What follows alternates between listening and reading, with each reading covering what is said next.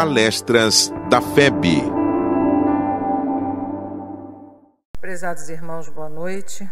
Rogamos a Jesus as suas bênçãos, a sua luz e a sua paz, que envolva todos nós, para que possamos, iluminados pelo seu amor, melhor compreendermos a sua mensagem e colocá-la na nossa prática, na nossa vida diária. O nosso companheiro Alcir, né, nos deixou uma pergunta ao final da preparação que tem uma relação direta com o que vamos tratar na noite de hoje, que é a natureza das penas e gozos futuros.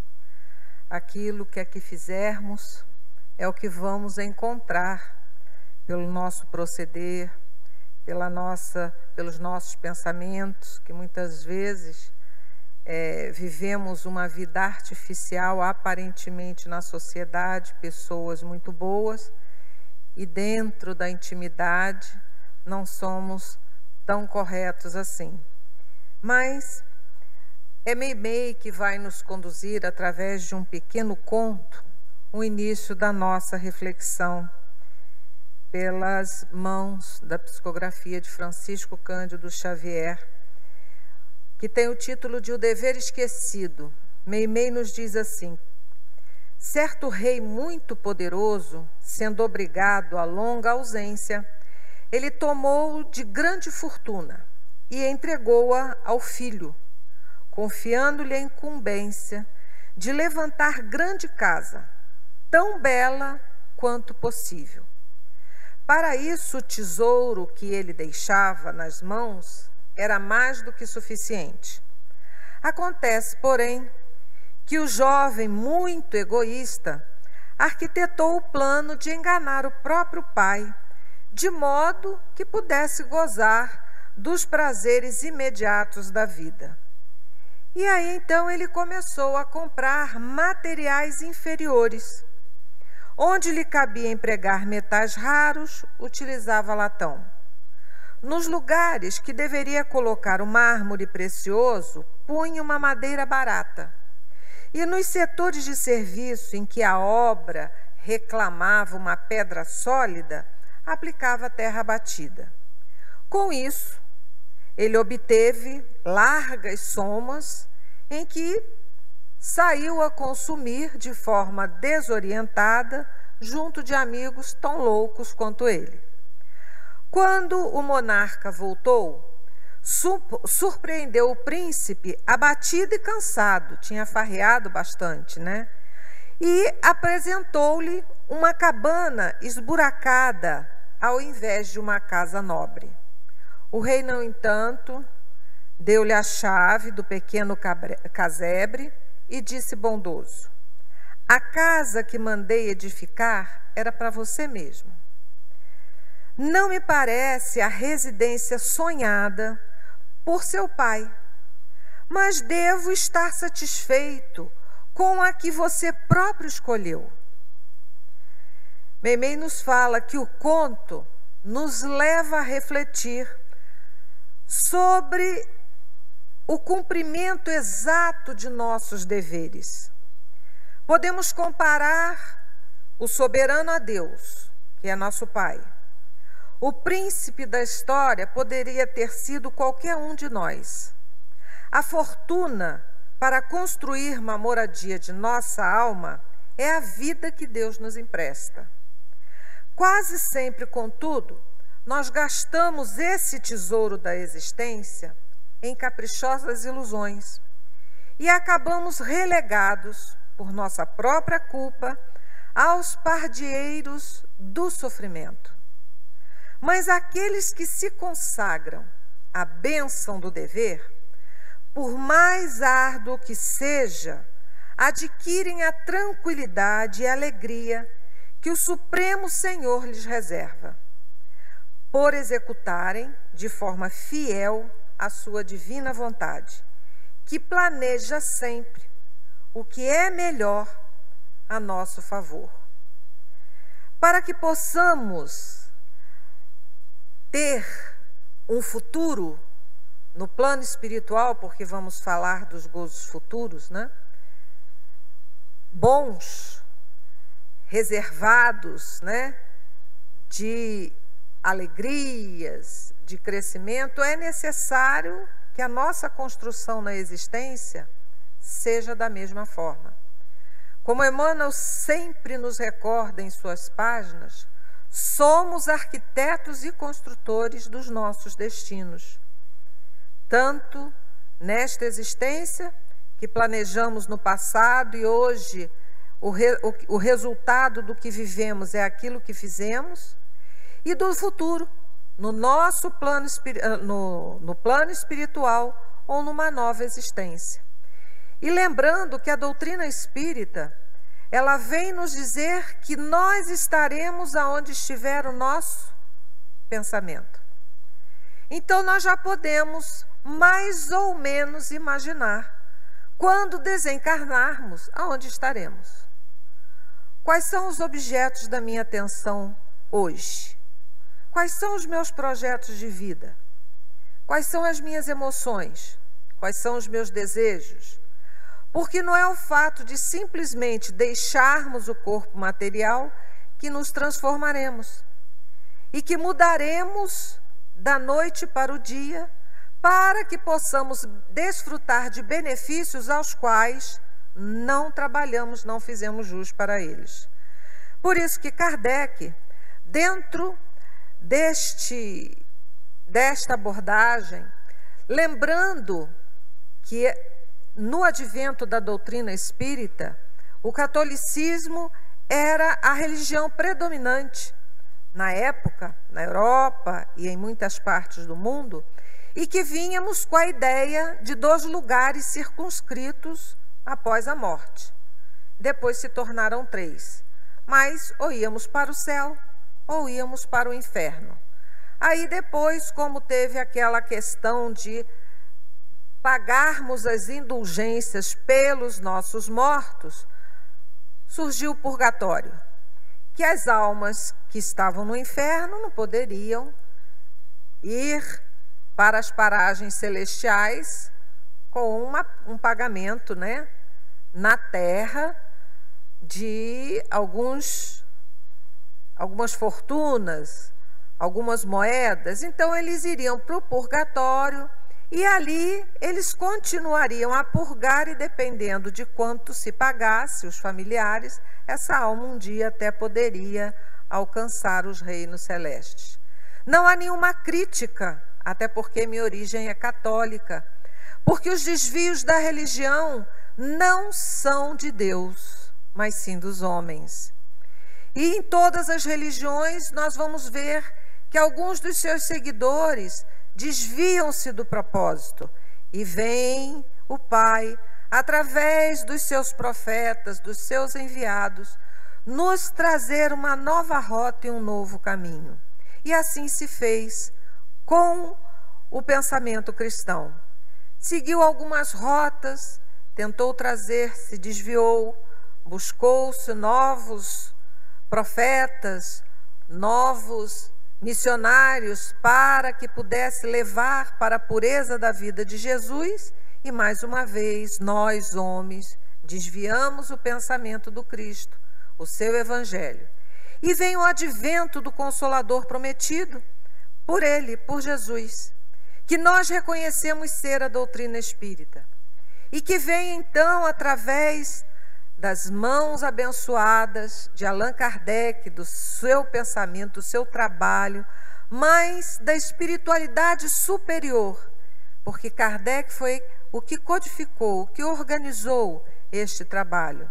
Nos trazer com mais clareza o que é a vida, para que pudéssemos então realmente seguir com segurança, mais esclarecidos. A segurança nós sempre tivemos, mas com mais consciência, o caminho que devemos todos seguir para chegar à única fatalidade que está para cada um de nós, espíritos encarnados, que é a perfeição, encarnados ou desencarnados.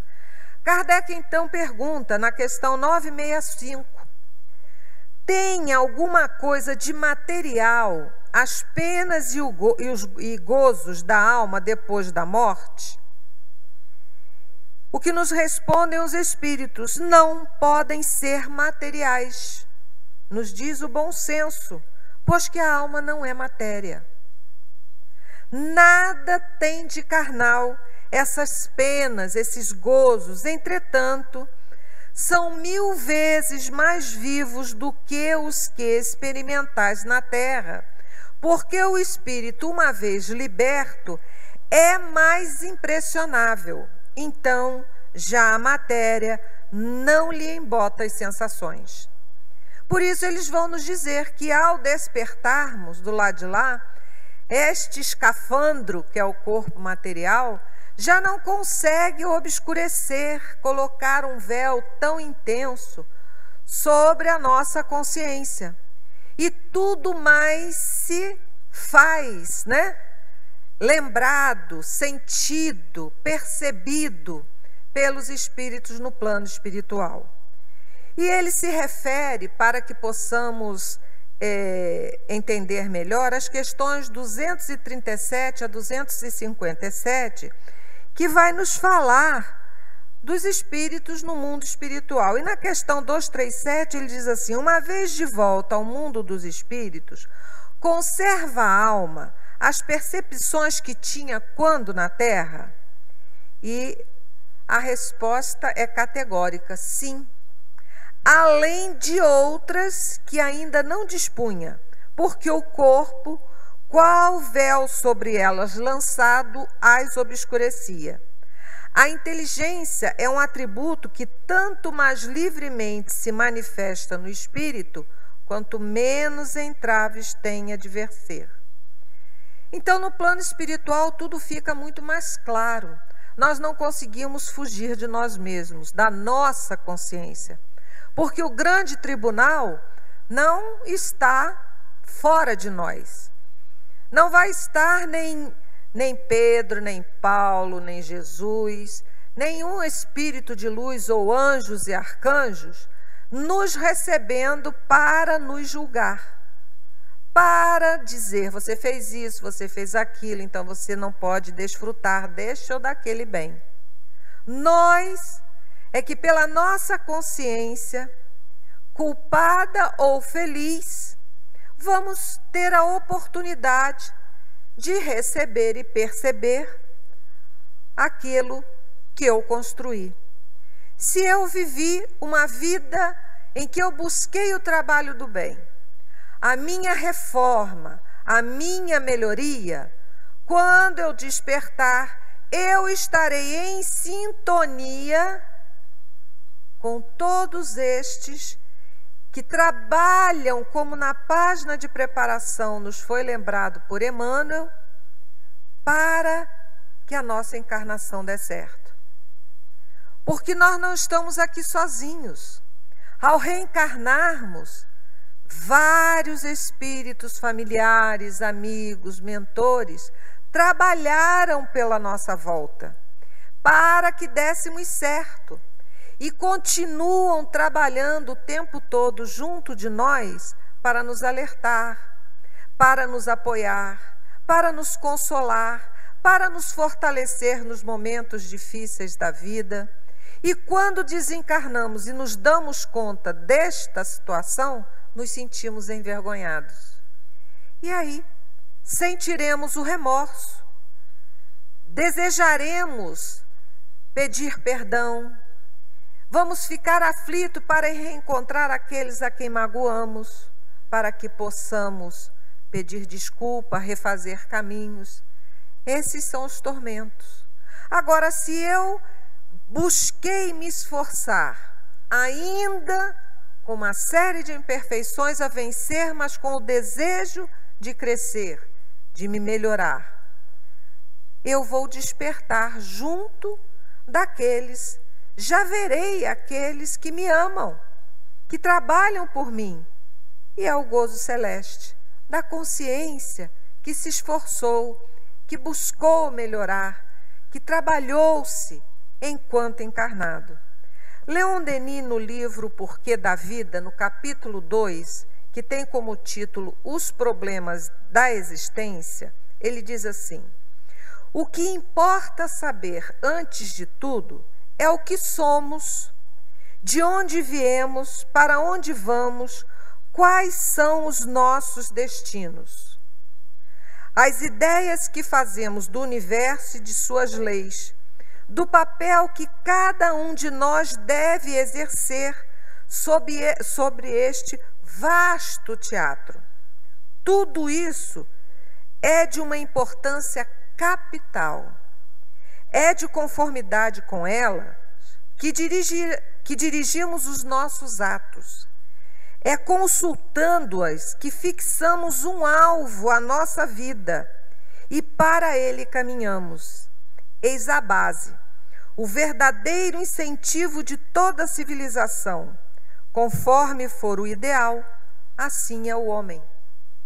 São as respostas a essas perguntas, a essas colocações que nos lembra Leon Denis, é o que o Espiritismo nos traz. De onde viemos, para onde vamos, quais são os propósitos nos nossos destinos, quais a ideia que fazemos deste universo em que habitamos, quais são suas leis, e que vamos encontrá-las no Livro dos Espíritos, na terceira parte, nas leis morais, que são as leis naturais, as leis de Deus.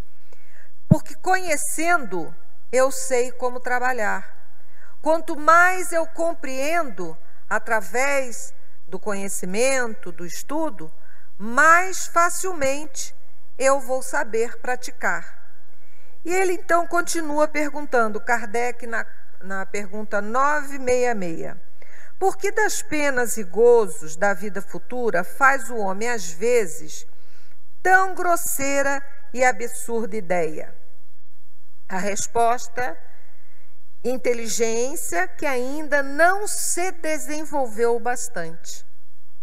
Então, nós estamos caminhando no grau evolutivo, cada um no seu. Por isso que todas as filosofias, todas as religiões na Terra, elas têm o seu papel. Porque ali estão os espíritos, de acordo com o grau de entendimento, de acordo com a sua capacidade de compreensão, recebendo a mensagem para seguir o melhor caminho. O mal não está em nenhum destes processos, em nenhum desses meios que nos oferece o Pai. O mal está em nós, de não querermos seguir, porque todas as religiões incentivam a prática da caridade e do bem e do caminho para o Pai. Podem ir lá estudar a sua doutrina e a sua filosofia. Os desvirtuamentos, aí não estamos falando deles, nós estamos falando da filosofia, da doutrina pura. Todas nos levam à prática do bem, para o encontro com Deus, para o trabalho com o próximo. Mas nós ainda, como ele diz aqui, aquelas inteligências que ainda não se desenvolveram bastante, muitas vezes atrapalham o caminho e pelo fanatismo, pelo orgulho, pela vaidade, pela prepotência, pelo desejo de domínio, carregam consigo uma multidão de pessoas, de espíritos ainda infantis espiritualmente, desavisados e apaixonados, que sintonizam naquela faixa de pensamento. E ele continua na resposta, dando uma outra pergunta: compreende a criança as coisas como o adulto?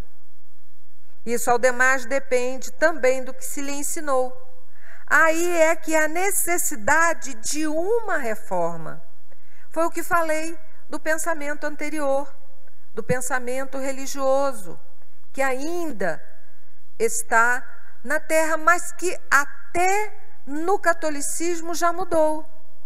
Porque o Papa anterior, João Paulo, II, ele declarou que o inferno não existia, que o inferno era um estado de consciência. Então a religião progride de acordo com o nosso progresso. As religiões caminham para um mesmo fim, que é o conhecimento universal. De uma forma ou de outra, os pensamentos, os espíritos de escola vão se renascendo e caminhando nestes diversos caminhos para nos ajudar a essa reforma. Quando os espíritos já mais amadurecidos já têm condições de melhor entendimento. Ele continua nos dizendo, a espiritualidade superior, muitíssimo incompleta é a vossa linguagem, para exprimir o que está fora de vós. Teve-se então que recorrer a comparações e tomaste como realidade as imagens e figuras que serviram para essas comparações. À medida, porém, que o homem se instrui, melhor vai compreendendo o que a sua linguagem não pode exprimir. É a evolução. Todos nós, toda a humanidade segue no processo evolutivo, porque há tudo de progredir na criação. No passado, não adianta falar com uma criança numa linguagem rebuscada de adulto, porque ela não entende. A nossa linguagem era muito pobre. Se formos fazer um estudo da língua, da comunicação, começamos a nos comunicar por símbolos, por sons quase que grunhidos. A elaboração da fala, ela se dá depois do processo da linguagem, que é interno, de uma elaboração linguística do pensamento. E isso é um processo que não se dá da noite para o dia. É a evolução do ser.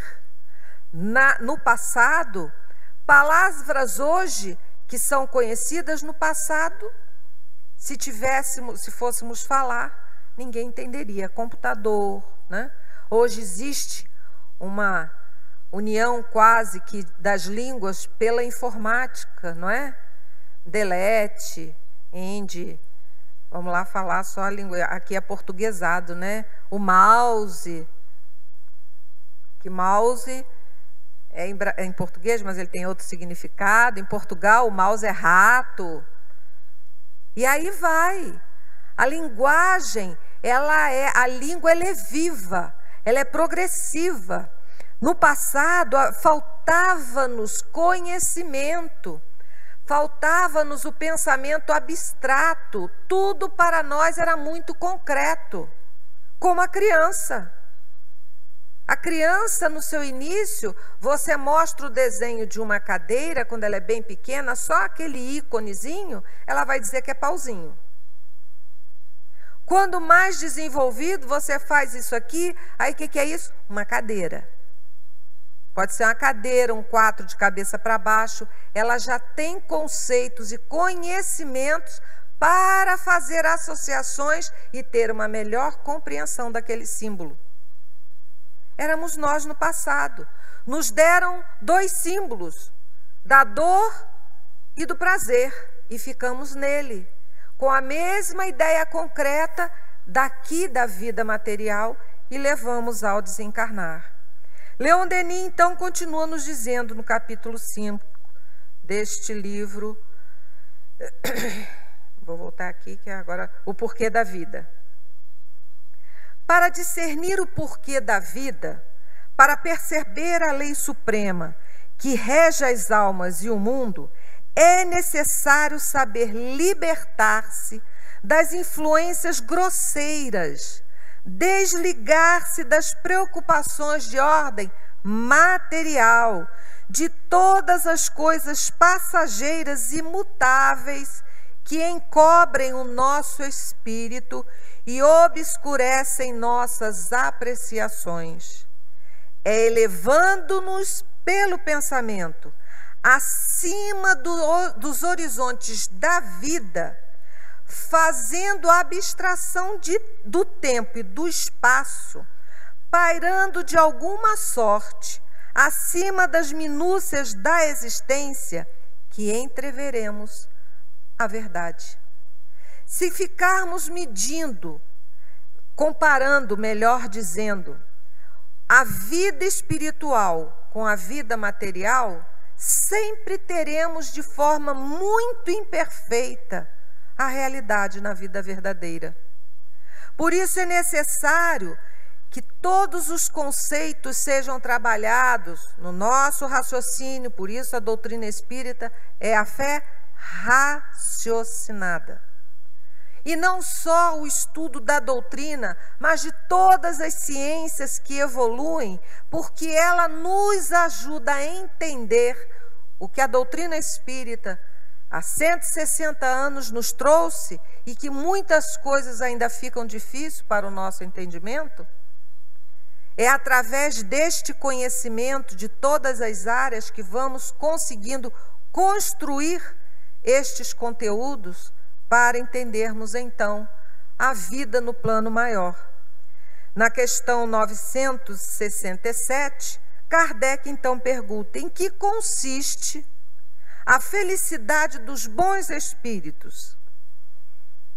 A resposta é simples: em conhecerem todas as coisas, em não sentirem ódio, nem ciúme, nem inveja, nem ambição, nem qualquer das paixões que ocasionam a desgraça dos homens. O amor que os une lhes é fonte de suprema felicidade. Não experimentam as necessidades, nem os sofrimentos, nem as angústias da vida material. São felizes pelo bem que fazem. Jesus foi o modelo, é o nosso guia, e por todo o mal que sofreu, ele estava feliz até o último momento. E lembrou-se de todos nós: Pai, perdoa-os, pois não sabem o que fazem. Porque já não experimentava as necessidades da matéria, já não tinha mais as angústias da vida material.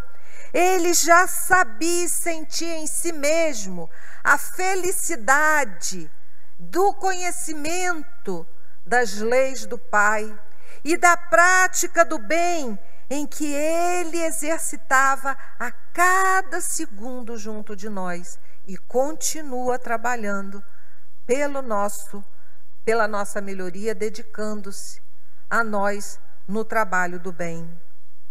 Os que já estão bastante adiantados compreendem a aventura dos que os precederam e aspiram por alcançá-las. Aqueles que já entenderam, que já buscam compreender o que aqui estão fazendo, que buscam trabalhar para se melhorar, para entender o porquê dos sofrimentos, das dificuldades, das aflições, das frustrações, vislumbram, já sentem dentro dos seus corações e no contato com a espiritualidade superior, porque aí nós começamos a estar mais com eles do que com aqueles que ainda estão mais presos à vida material, nós começamos a sentir essa plenitude, esta beleza, essa felicidade que não se consegue descrever. Nos momentos das nossas orações, nos momentos que somos beneficiados pelo passe, nos nossos momentos de recolhimento, quando deitamos e fazemos as nossas orações e despertamos com um dia, com um bem-estar, podemos ter certeza que estávamos junto destes seres celestiais que trabalhavam e que a calma, a tranquilidade que já conquistaram, já passam para todos nós. Enquanto que aqueles que estão na busca somente do prazer e das realizações materiais, continuam sofregamente a correr atrás de algo, que quando conquistam alguma coisa, buscam outras, e outras, e outras, porque na realidade a busca de todos nós não é pelas coisas da terra, mas pelas espirituais. E enquanto eu não descubro em mim que as minhas ansiedades é da plenitude, da felicidade, da paz, mas a paz verdadeira, eu vou buscar a felicidade nas coisas que aqui perecem. Eu preciso de uma casa, eu preciso de um carro, eu preciso da casa na praia. Eu preciso. E a minha felicidade está sempre em algo que aqui eu vou deixar. Se tais entre as condições da felicidade dos bons espíritos, a ausência das necessidades materiais, mas a satisfação dessas necessidades não representa para um homem uma fonte de gozo? Ele responde sim, do gozo do animal. É material. Quando não podes satisfazer a essas necessidades, passas por uma tortura. Exatamente isso que falei anteriormente. Divaldo Pereira Franco conta a história, acredito que muitos aqui já ouviram, já conhecem, de uma amiga, e que ela já estava, naquela época, a moça depois que passasse dos 24, 25 anos, já estava solteirona, era difícil casar. E ela já tinha passado dessa idade, desesperada, Ai, meu Deus, e agora? Divaldo, ora por mim. Queria tanto achar um companheiro, me casar. Aí Divaldo ora, com muita pena, muito sofrida, aquela companheira. Aí ela arranja um companheiro e se casa. Ele chega para ela e diz, agora, minha filha, você está realizada, não é? Ah, Divaldo, felicidade mesmo era se eu tivesse filhos. Ora por mim, Divaldo. Aí Divaldo ora. Ela vem a ter filhos. Tem 2 filhos. Bom, agora, minha irmã, você está plena. Casada, o companheiro, 2 filhos. Ah, Divaldo. Mas a felicidade seria completa se nós tivéssemos a nossa casa. Ora por mim, Divaldo. E lá vai Divaldo orar, e ela compra a casa. Agora então a felicidade é plena. Ah, seria, Divaldo, mas com 2 crianças, sair, passear, sair de férias sem um carro. Nossa, é complicado. Ora para que compremos um carro. E ele ora, e ela vem a comprar o carro. Mas ainda não estava satisfeita.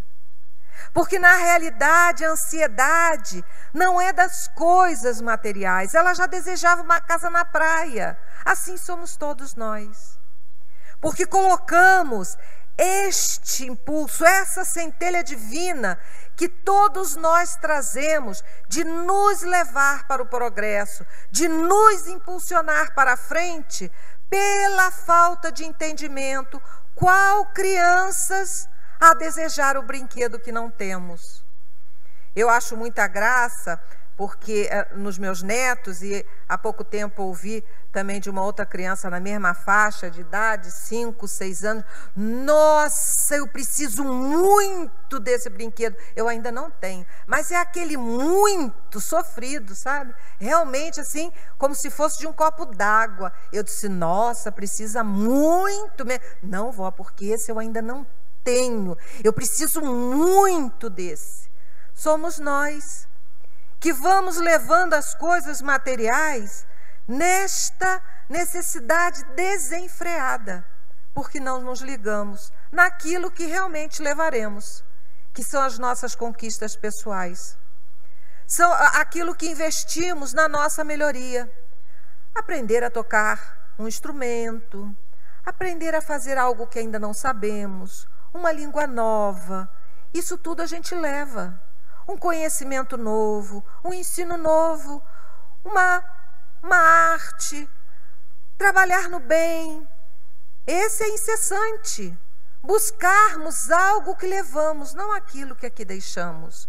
O que aqui vamos deixar é nos dado para que possamos investir na nossa melhoria. Mas que a nossa melhoria venha trazendo a melhoria para todos aqueles que nos cercam. É um processo de irradiação. Como a pedra que se joga na água, no lago, e ela irradia e vai. Cada conquista nossa deve ser multiplicada em todos os corações que nos cercam. O que se deve entender quando é dito que os espíritos puros se acham reunidos no seio de Deus e ocupados em lhe entoar louvores? É uma alegoria, nos respondem os espíritos da codificação, indicativa da inteligência que eles têm, das perfeições de Deus, porque o vê e compreende, mas que, como muitas outras, não se deve tomar ao pé da letra. Tudo na natureza, desde o grão de areia, canta, isto é, proclama o poder de Deus, a sabedoria e a bondade de Deus. Não creias, todavia, que os espíritos bem-aventurados estejam em contemplação por toda a eternidade. A existência deles é de trabalho, é de doação, é de estar nos doando incessantemente todas as suas conquistas, para que possamos estar o mais rápido possível junto a eles, trabalhando na seara do Cristo. E hoje, homenageando um grande espírito que dedicou a sua vida e que despertou no plano espiritual nessas condições, Guilom Ribeiro, que nasceu num lar humilde, Luiz Olímpio Guilom Ribeiro, pais pobres, perdeu o pai logo cedo. Sua mãe teve que colocá-lo numa escola onde não pagava para as crianças pobres. Depois ele foi para uma escola militar no Rio de Janeiro, que ficou por pouco tempo, 4 anos. Mas ele pega toda estas dificuldades, essas aflições, e emprega, concluindo o curso de engenharia, tornando-se um trabalhador na vida social, pois ele foi o segundo oficial da Secretaria do Senado Federal e se aposentou neste cargo em 1921. Ele foi destacado por Rui Barbosa, refere-se ao trabalho de revisão de Guilom Ribeiro, feito no trabalho de Rui Barbosa, no projeto do Código Civil, onde ele elogia a Guilom Ribeiro pela sua forma, não só da correção gráfica, mas pela delicadeza oportuna de dar algumas minúcias ali, explicar coisas que passaram em branco para o nosso irmão. Ele tem conhecimento da doutrina espírita e trabalha incessantemente em vários departamentos na Federação Espírita Brasileira, em vários departamentos, como diretor da casa, vindo a ser presidente. E ele é aliás, foi o único, só tem um livro que foi a Gênese, que não foi traduzida por ele. Todas as obras básicas têm a tradução de Guilom Ribeiro. Trabalhador incansável, e hoje nós temos em Santo Antônio do Descoberto o lar Guilom Ribeiro, que atende, procurando dar continuidade a este trabalhador tão incansável na vida pública como na vida da doutrina espírita, no trabalho da doutrina espírita. Joana de Ângeles, nos falando sobre as atribulações, sobre os gozos futuros e presentes, porque não devemos pensar somente na felicidade futura. A felicidade futura será aquela que construirmos, como falei anteriormente, já na existência presente. No livro Otimismo, ela nos diz: Deus nunca abandona. O homem, porém, a si mesmo se abandona vitimado pelo egoísmo. E os seus seguazes, que nutridos pela invigilância de cada um, terminam por dominá-lo. E é esse egoísmo e seus colaboradores que vão nos levar a uma vida de sofrimento ou de paz no plano espiritual. Encerrando a questão 970, Kardec pergunta: em que consistem os sofrimentos dos espíritos inferiores? São variados como as causas que os determinam e proporcionados ao grau de inferioridade, como os gozos o são ao de superioridade.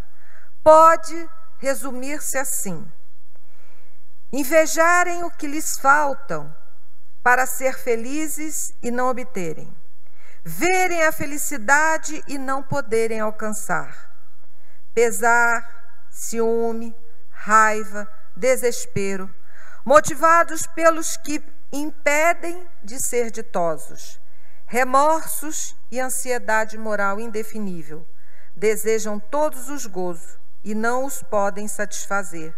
Eis os que o torturam. É o que já nos torturam na terra. Se estamos apenas buscando o aqui e agora, pensando que assim seremos felizes. Joana de Ângeles, encerrando, em Luz Imperecível, no capítulo 91, que tem o título Os Talentos, ela diz: necessário se faz fazermos avaliações sobre nossas vidas. É por isso que o nosso irmão, não por acaso, nos deixou duas questões para refletirmos.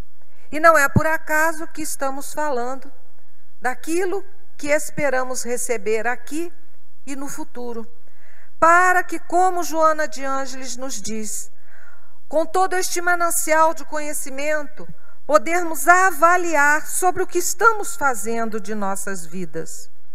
Como no conto que Meimei nos fala, né? Do nosso soberano, que nos ofereceu uma soma inestimável, uma riqueza que não podemos mensurar com tudo aquilo que recebemos em nossa vida.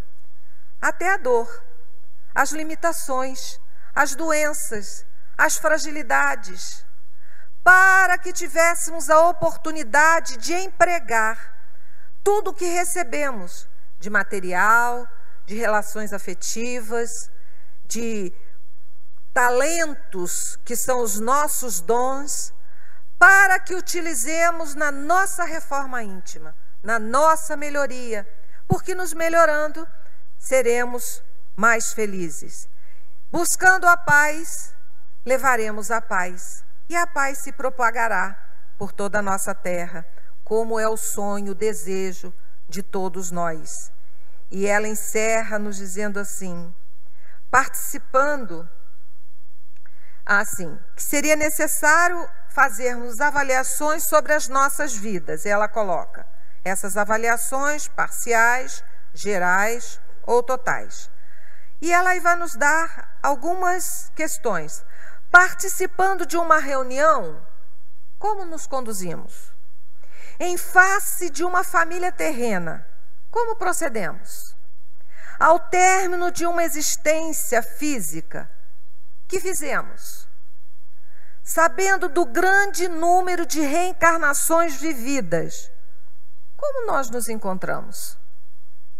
Nesse processo, a consciência é o instrumento através do qual somos inquiridos quanto à aplicação de todos os talentos que nos foram confiados, na forma de informações, de segurança, família, amigos, trabalho, saúde e tempo.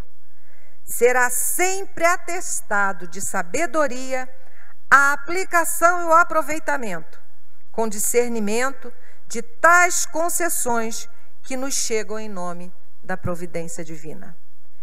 Que tenhamos, então, a coragem, a força e a perseverança de vencermos a nós mesmos, utilizando todas as ferramentas, acima de tudo, a ferramenta maior que a doutrina espírita nos traz, através do seu conhecimento, para que possamos entender em profundidade o Evangelho do Cristo e fazermos a luz do Cristo em nós. Muita paz. Esta é uma realização da Federação Espírita Brasileira.